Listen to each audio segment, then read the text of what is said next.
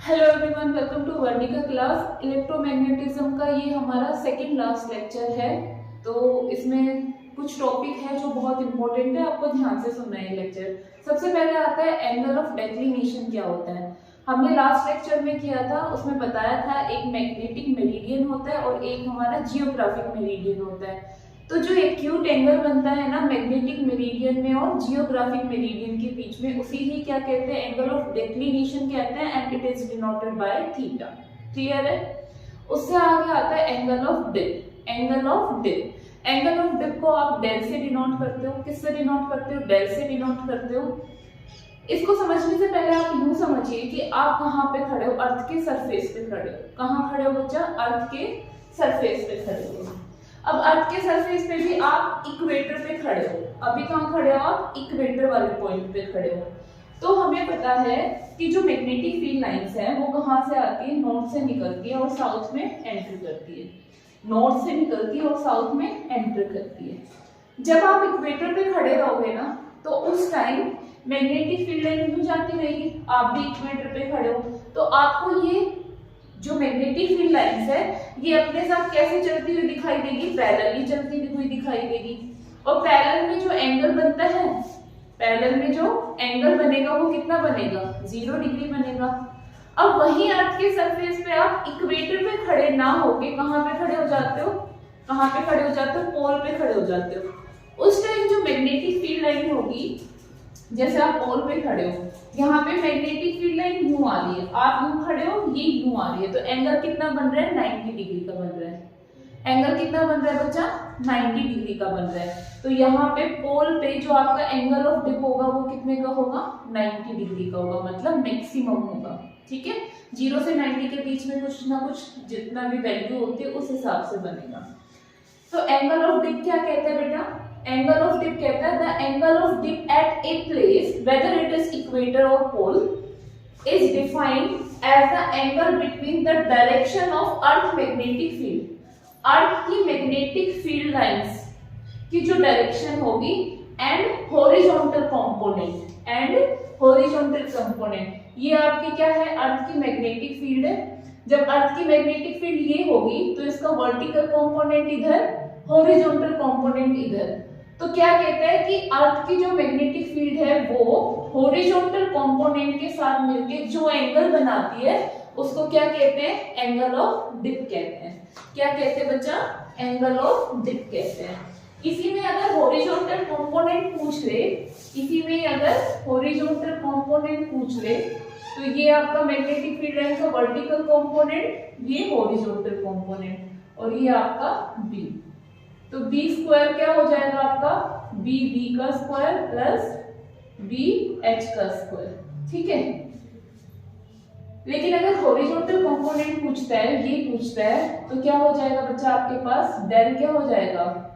tan inverse B V upon B H, क्योंकि ये slope को डिनोट करता है। tan डेल क्या होगा?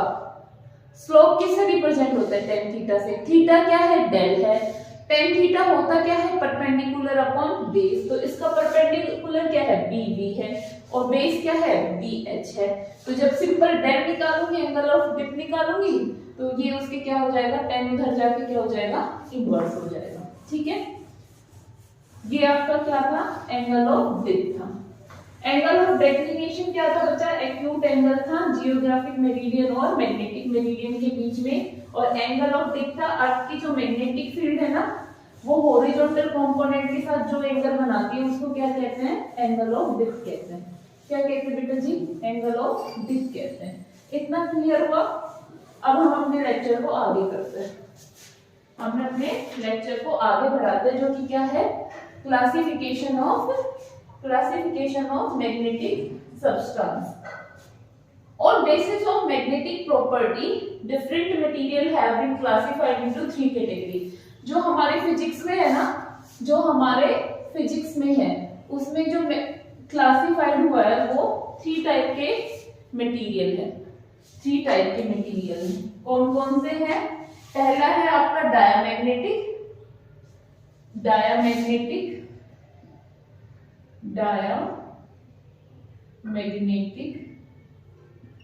सेकंड है आपका डायामैग्नेटिक, पैरामैग्नेटिक और फेरोमैग्नेटिक। पैरामैग्नेटिक और फेरोमैग्नेटिक।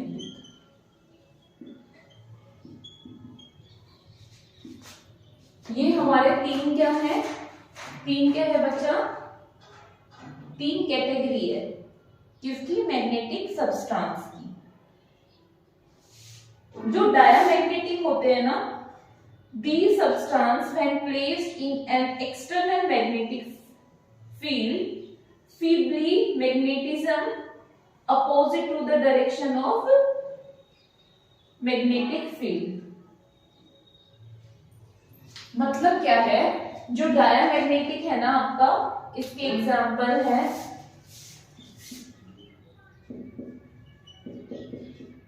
इसमें क्या होता है, जो डायामैग्नेटिक के ये जो सब्सटेंस होते हैं ना, ये मैग्नेटिक फील्ड को पसंद नहीं करते। क्या नहीं करते? मैग्नेटिक फील्ड को पसंद नहीं करते। ये मैग्नेटिक फील्ड से वीक तरीके से, कमजोर तरीके से क्या करने की कोशिश करते हैं? दूर जाने की कोशिश करते हैं। क्या करने की कोशिश करते हैं? बहुत ही कमजोर तरीके से दूर जाने की कोशिश करते हैं। ये होता है हमारा डायामैग्नेटिक। पैरामैग्नेटिक में इससे अपोजिट होता है। ये पसंद तो करते हैं मैग्नेटिक फील्ड को, लेकिन कम पसंद करते हैं। सॉरी, क्लियर हुआ ना? ये पसंद तो करते हैं, ये पैरा जो मैग्नेटिक होते हैं ये पसंद तो करते हैं, लेकिन कम पसंद करते हैं। ज्यादा स्ट्रोंगली वो नहीं होते, अट्रैक्शन नहीं होते। और फेरोमैग्नेटिक में क्या होता है? स्ट्रोंगली अट्रैक्शन होता है मैग्नेटिक फील्ड की साइड। जैसे हमारा आयरन है, निकल है, फिर Fe2O3, ठीक है, कोबाल्ट है। ये क्या करते हैं? स्ट्रोंगली मैग्नेटाइज होते हैं। क्या करते हैं? ये जो फेरोमैग्नेटिक होते हैं ये क्या करते हैं? स्ट्रोंगली मैग्नेटाइज होते हैं।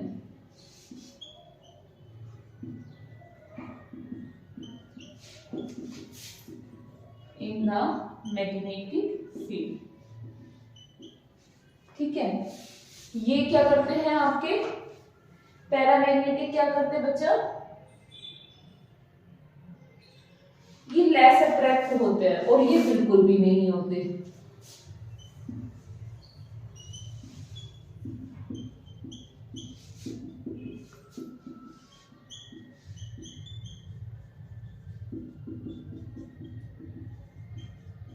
और ये बिल्कुल भी अट्रैक्ट नहीं होते। ये क्या करते हैं? दूर ही जाते हैं। ये क्या करते हैं? दूर जाते हैं, पसंद नहीं करते ये मैग्नेटिक फील्ड को। क्लियर हुआ ना? डायामैग्नेटिक की डेफिनेशन लिख लो आप। The substance when placed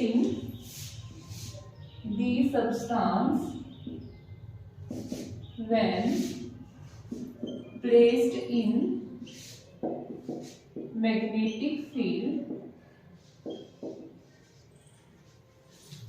magnetic field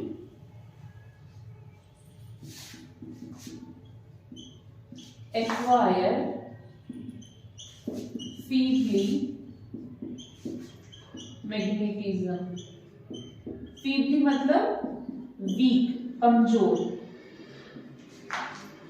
acquire weak magnetism opposite to the direction of magnetic field, opposite to the direction of magnetic field, ठीक है। अगर आप सिंपल लैंग्वेज में समझो, आप इतना भी समझ लो, डायामैग्नेटिक क्या करते हैं? दूर जाते हैं। किससे दूर जाते हैं? मैग्नेटिक फील्ड से दूर जाते हैं, लेकिन बहुत स्ट्रांगली तरीके से दूर नहीं जाते, थोड़ा थोड़ा करके दूर जाते हैं, उसको अपोज करते हैं। ये थोड़ा थोड़ा उससे अट्रैक्ट होते हैं और ये स्ट्रांगली अट्रैक्ट होते हैं। फिजिक्स में 3 टाइप के ही होते हैं ये मटेरियल सब्सटेंस, केमिस्ट्री में ये 5 टाइप के होते हैं, ठीक है। इतना क्लियर है? ये इनके कुछ एग्जांपल है। पैरा के एग्जांपल लिख लो। Al एल्युमिनियम, सोडियम, ये किसके एग्जांपल है? पैरा के एग्जांपल है, ठीक है। ये सब किसके एग्जाम्पल है? पैरा के एग्जाम्पल है। आगे लिखो मैग्नेटिक फ्लक्स। अब ये टॉपिक आपको ध्यान से समझना है। Magnetic flux,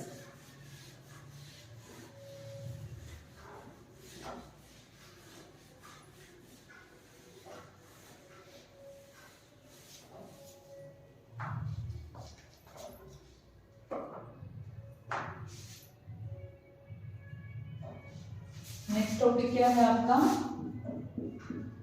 magnetic flux.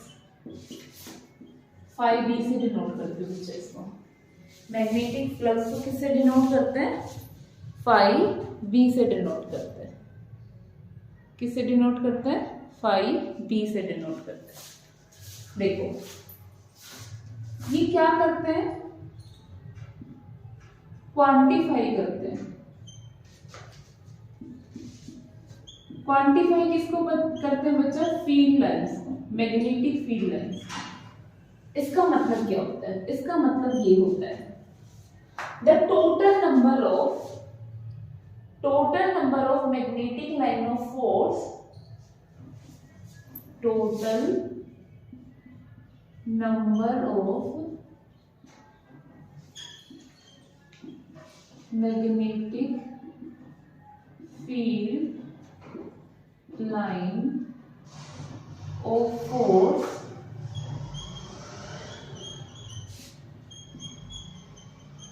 passing through the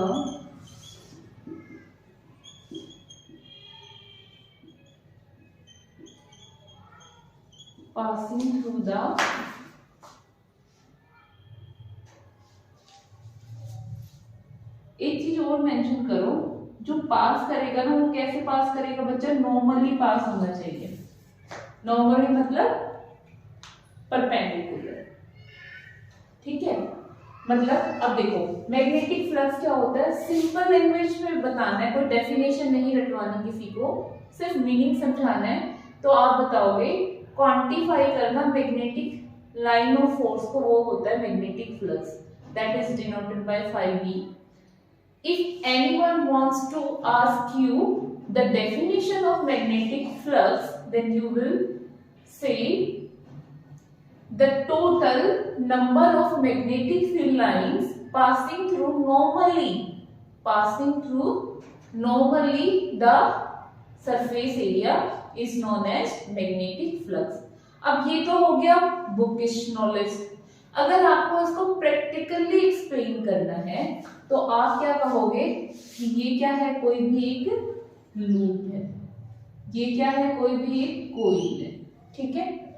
इससे कितनी मैग्नेटिक फील्ड लाइन पास हो रही है? बाहर निकल रही है, एंटर हो रही है और बाहर निकल रही है, ठीक है? ये क्या है? इसका फ्लक्स है। ये क्या है? इसका फ्लक्स है। The total number of magnetic field lines passing through normal, ये तुम्हारा सरफेस एरिया, इसके नॉर्मली क्या हो रही है? ये पास हो रही है, तो ये इसकी क्या बन गई? मैग्नेटिक फील्ड लाइन बन गई, सॉरी मैग्नेटिक फ्लक्स बन गया। क्या बन गया? मैग्नेटिक फ्लक्स बन गया। अब जो ये लूप है ना, जब मैं यूं रख रही हूं तो इसकी वैल्यू कितनी है? कितनी मैग्नेटिक फील्ड लाइंस है? 5 है। अगर मैंने लूप यूं रखी तो मैग्नेटिक फील्ड लाइंस कितनी निकली? 3 निकली। और अगर मैंने लूप को ऐसे रख दिया तो मैग्नेटिक फील्ड लाइंस ऐसे निकली। और अगर मेरी मैग्नेटिक फील्ड लाइंस यूं है और लूप मैंने यूं रखा तो एक भी मैग्नेटिक फील्ड लाइंस नहीं निकली, है ना? तो जो मैग्नेटिक फ्लक्स का फॉर्मूला है वो क्या है? B.A, BA cos theta.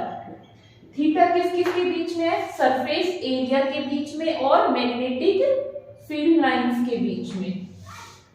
यहाँ पे क्या है? इसका एरिया वेक्टर भी क्या है आपका? ये है, ठीक है? सरफेस के क्या? नॉर्मल, सरफेस के नॉर्मल क्या होता है आपका? एरिया वेक्टर होता है। सरफेस के नॉर्मली क्या होता है बच्चा? आपका एरिया वेक्टर होता है। क्लियर है ना?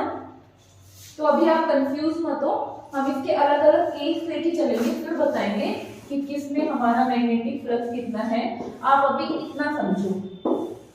Magnetic flux quantify the magnetic field lines that is denoted by 5B. The formula is B dot A or BA cos theta. Theta can vary in different situations. If you want to know the definition of magnetic fields, so that is total number of magnetic field lines of force passing normally through the surface area. ठीक है, अभी मैं इसका meaning समझाती हूँ। BA cos theta में जो theta होगा वो कैसे वेरी करता है, जो थीटा है वो कैसे वेरी करता है। देखो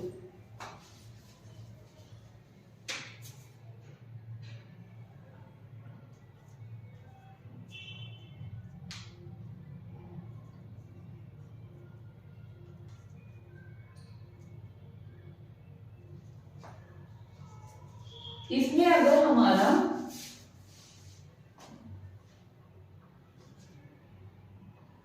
ये हमारी कोइल है,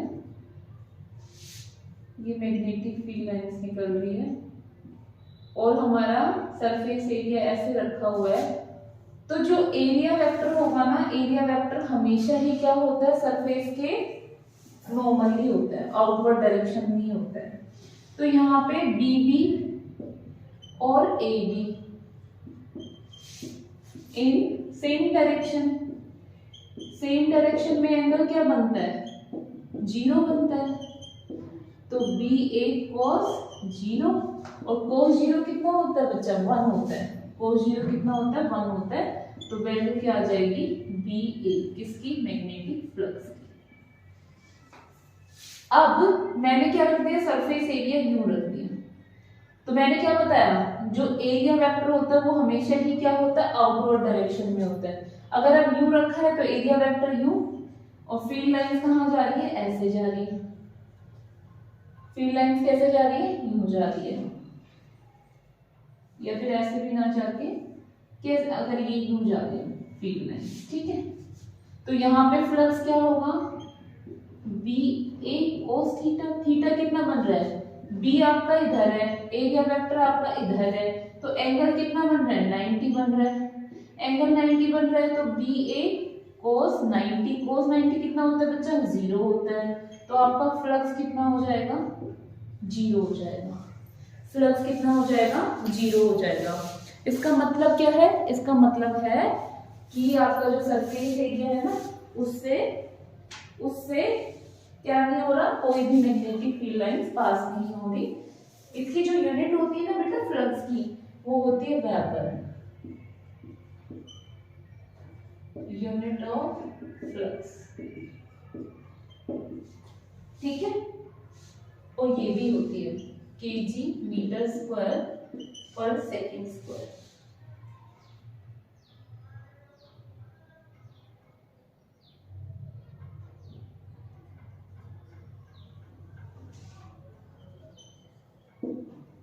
ठीक है, अब आगे फ्लक्स क्लियर हो गया होगा। नेक्स्ट है हमारा electromagnetic induction.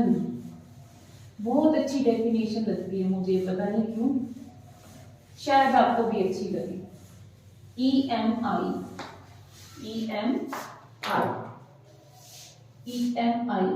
Electro magnetic induction, electromagnetic induction, that is EMI। EMI पढ़ते हो कि मैम, अभी तो नहीं, ये दिन नहीं आए। पहले मैं इसकी डेफिनेशन लिखवाती हूँ, ठीक है, फिर मैं आपको उसका एक्चुअल मीनिंग समझाऊंगी। Whenever the magnetic flux linked with it, whenever the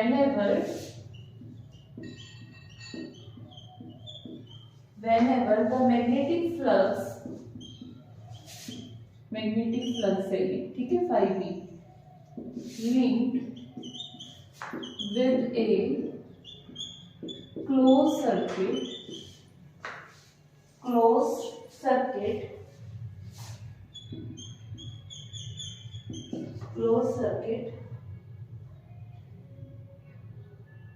changes and induced EMF, produces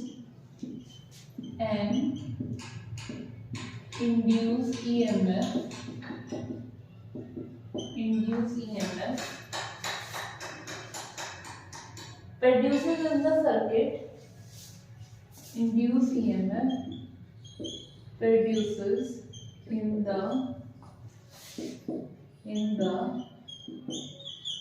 in the circuit. Due to this, current is induced in the circuit. Due to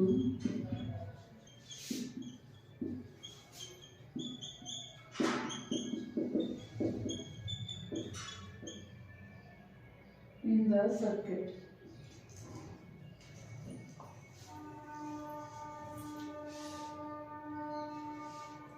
मतलब क्या है? मतलब ये है, EMI का मतलब ये है, हमारी कोई नहीं है, इसमें मैग्नेटिक फील्ड लाइन 4 गई। अब मैंने इसी कॉइल को क्या कर दिया, रोटेट कर दिया। अब मैग्नेटिक फील्ड लाइन कितनी गई, 3 गई। अब मैंने इसको और रोटेट कर दिया, अब मैग्नेटिक फील्ड लाइन कितनी गई, 2 गई।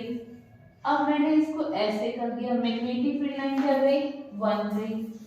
अब मैंने इसको ऐसे कर दिया, मैग्नेटिक फील्ड लाइन गई नहीं, तो ये केस होगा ही नहीं। यहां तक देखो, यहां तक क्या हो रहा है, जैसे जैसे आपकी कॉइल क्या हो रही है, रोटेट हो रही है, वैसे वैसे आपकी मैग्नेटिक फील्ड लाइंस भी चेंज हो रही है। अगर मैं ऐसे रोटेट करूंगी तो बढ़ेगी, अगर मैं ऐसे रोटेट करूंगी तो घटेगी। मीनिंग समझो इसका, जैसे जैसे मैंने कॉइल रोटेट किया वैसे वैसे मैग्नेटिक फील्ड लाइंस क्या हुई, चेंज हुई। मैग्नेटिक फील्ड लाइंस किसके साथ लिंक है, कॉइल के साथ लिंक है। तो इसका जब मैग्नेटिक फील्ड लाइंस चेंज होगी तो फ्लक्स भी चेंज होगा। जब फ्लक्स चेंज होता रहता है ना, जब फ्लक्स टाइम के साथ साथ चेंज होता रहता है तो क्या होता है, इंड्यूस ईएमएफ होती है। क्या होता है, एक इंड्यूस ईएमएफ होती है। ये लोग किसने दिया था, माइकल फेराडे ने दिया था। माइकल फेराडे ने दिया था। जब ईएमएफ इंड्यूस होती है ना तो क्या होता है, फिर तुम्हारा करंट भी जनरेट होता है। ठीक है, क्या होता है, फिर करंट भी जनरेट होता है। क्या बताया मैंने, जब आप लूप को रोटेट करते हो तो फ्लक्स चेंज होगा। क्या चेंज होगा, फ्लक्स भी चेंज होगा। और क्या होता है, फ्लक्स चेंज किन किन तरीकों से हो सकता है, फ्लक्स आपका चेंज किन किन तरीकों से हो सकता है। या तो आप बी को चेंज करो, या आप ए को चेंज करो, या आप थीटा को चेंज करो। तो हमारे लिए सबसे कन्वीनियंट तरीका कौन सा है, थीटा को चेंज करना। थीटा की वैल्यू को चेंज करना, ताकि हम फ्लक्स की वैल्यू क्या कर सके, चेंज कर सके। और जब फ्लक्स में चेंज होता है ना टाइम के साथ, फ्लक्स में चेंज होता है ना टाइम के साथ, तो क्या इंड्यूस होती है, ईएमएफ इंड्यूस होती है। ये फेराडे का कौन सा लॉ था, सेकंड लॉ था। कौन सा लॉ था, सेकंड लॉ था। इसमें जो ये माइनस साइन आता है ना, ये किसने दिया था, लेंज ने दिया था। ये कहता है, ये नेगेटिव साइन बताता है कि जिसकी वजह से ये प्रोड्यूस होता है ना, ये उसी का ही क्या करता है, अपोज करता है। ये अपने अंदर जो चेंज हो रहा है उसको चेंज को आने ही नहीं देता। अगर प्रोड्यूस हो रहा है तो प्रोड्यूस नहीं होने देगा, अगर वो दूर जा रहा है तो वो दूर भी नहीं जाने देगा। ये क्या है, लेंज लॉ है। लेंज लॉ है मतलब फादर किल्स सन, आप ऐसे भी याद रख सकते हो। सॉरी, उल्टा कर दिया मैंने, सन किल्स फादर। मतलब फादर, सन कहां से आया है, फादर की वजह से ही तो आया है। और वो किसको ही मारना चाहता है, फादर को ही मारना चाहता है। जिसकी वजह से वो प्रोड्यूस होता है ना, जिसकी वजह से वो प्रोड्यूस होता है उसी का ही अपोज करता है। इस बात को ऐसे समझो, जैसे यहाँ पे नॉर्थ पोल है, यहाँ पे साउथ पोल है। ये साउथ पोल यहाँ पे नॉर्थ पोल को आने नहीं देता, उस किसको नहीं आने देता? नॉर्थ पोल को। नॉर्थ पोल की वजह से क्या हुआ? पैदा हुआ है ना, लेकिन उसी का क्या करता है ये? अपोज करता है। क्या करता है? उसी का अपोज करता है। इसमें 4 केसेस होते हैं, लेकिन ये चीज हम 12th में डिटेल से पढ़ेंगे। अभी आप बस इतना याद रखो कि लेंस लॉ में जो इलेक्ट्रोमैग्नेटिक इंडक्शन में क्या होता है? क्या होता है बच्चा? जब हमारा फ्लक्स चेंज होता है, जब हमारा फ्लक्स टाइम के साथ चेंज, अब देखो फ्लक्स किसको कह रहे हैं? किसी भी एक कोइल में जब जितनी मैग्नेटिक फील्ड लाइंस क्या होती है? पास होती है ना। अब पास होने पे जैसे जैसे कोइल रोटेट करती है वैसे वैसे फील्ड लाइंस भी क्या होती है? चेंज होती है। और जैसे जैसे फील्ड लाइंस चेंज होती है वैसे वैसे वो उसका क्या बनता है? फ्लक्स बनता है। क्या बनता है? वो फ्लक्स बनता है। ठीक है ना। जैसे जैसे फील्ड लाइंस चेंज हो रही है, कोइल के साथ जो